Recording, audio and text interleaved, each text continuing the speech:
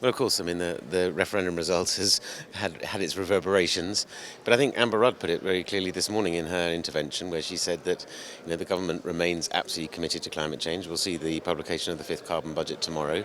That it means they remain committed to clean energy and a whole range of other climate initiatives, and I think that's been echoed around the various rooms at this Business and Climate Summit. That it doesn't change. Those who are planning to make investments in low carbon energy and clean transport aren't going to change as a result of a referendum in one country. This is a long-term game. I mean, the Paris Agreement says net zero emissions within the next 50 years. So people are thinking of investments over 5, 10, 20, 30, 40 years and more. So it's a blip. It's a big blip. But I don't think it changes the fundamentals, and that's what many of the people in the finance panels have been saying. That the basic underlying facts are that clean energy is getting cheaper and cheaper. It's competitive with dirty old fossil fuel sources in many parts of the world. Low carbon transport is becoming more competitive. Energy storage is becoming more competitive. The connectedness of our energy system is improving, and that's all going to carry on going in the same direction. So it's, I don't want to belittle the referendum by any means, but I don't think it makes a lasting difference on climate action. Globally, you might be right, but domestically in the UK, many people have been saying, Siemens Energy said they were putting a freeze on new investments, and many people have said unlikely to be many new energy investments in the UK through 2017 as a result of this. What do you think? What do you sense are the short-term implications for the UK's energy policy, and what would you like to see from a new government when they come into power in terms of messaging?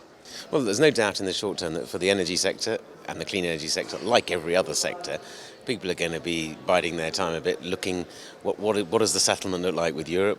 Do we have to renegotiate trade deals with a whole lot of other countries? When does the economy start settling down? And so I don't think that's unique to the energy sector by any means. And so, we'll see this across lots of sectors and lots of companies saying, well, we're just going to hold off on our plans until we find out what's going to happen. I think, beyond that, the UK remains an interesting destination for clean energy investment. Our offshore wind industry is a world leader. We've got opportunities in many other sectors. So I think it'll pick up again. It may not be till 2017, but I don't doubt that it remains a potentially thriving sector. We've got a lot of good engineering capacity. We've got a lot of creativity in connectedness and in the internet and smart technologies. So, unless all those people leave, which I see no reason why they should, I expect the green economy and the clean energy economy to thrive again. Maybe maybe a hiatus for a few months, but beyond that, I don't see any major concerns. And in fact, people in the energy sector who I've spoken to, these are investments, as I said earlier, that medium and long-term investments. So they're looking at the underlying fundamentals, not at the slings and arrows of the ups and downs of the markets at the moment. I mean, in another sense, what this whole referendum and the aftermath has demonstrated, it seems to a lot of people, is that Europe isn't necessarily the heartbeat of the green economy anymore. Is that how you see it? Well, look, Europe has always shown political leadership in international negotiations and with domestic policy. And I think we shouldn't forget that quite a lot of what we've achieved from Kyoto through to Paris has been on the back of European leadership, and as we all know in the renewable sector, German leadership in particular in helping drive down the cost of renewables. What's also true is that the biggest investments in clean energy are taking place in Asia, and to a certain extent in the US as well.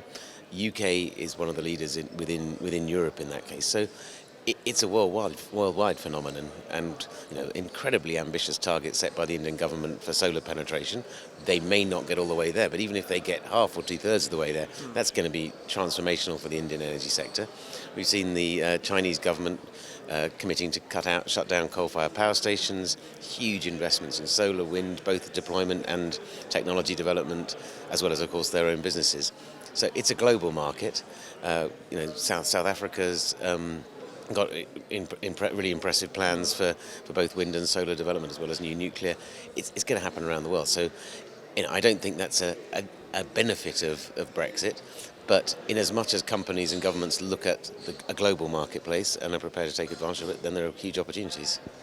Just a final point on messaging. The Climate Group has always, it seems to me, been quite keen on pushing the positive messages, particularly around business, but there are plenty of other negative ones out there. There's a report coming out later this day in Nature which says we're effectively past the 1.5 degree warming threshold when you account for emissions already coming out and to come out in the near term.